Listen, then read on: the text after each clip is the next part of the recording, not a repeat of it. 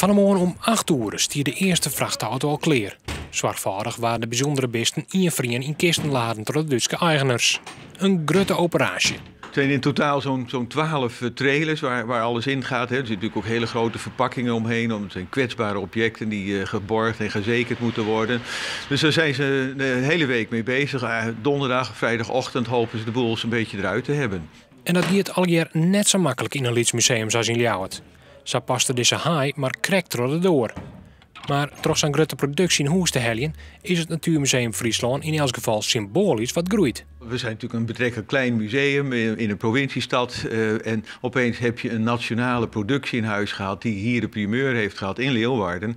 En dat maakt toch dat je als museum even op een andere speelveld speelt. Je zit even in een andere divisie, mag ik wel zeggen. Trots dat het Natuurmuseum nou 1 keer maar de grote jongens maaien had, denkt Koopmans dat het in de toekomst vaker kan.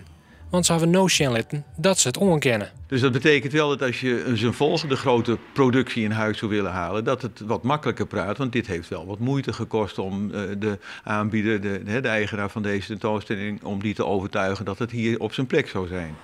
Wat die grote productie wezen kan, is nog net bekend.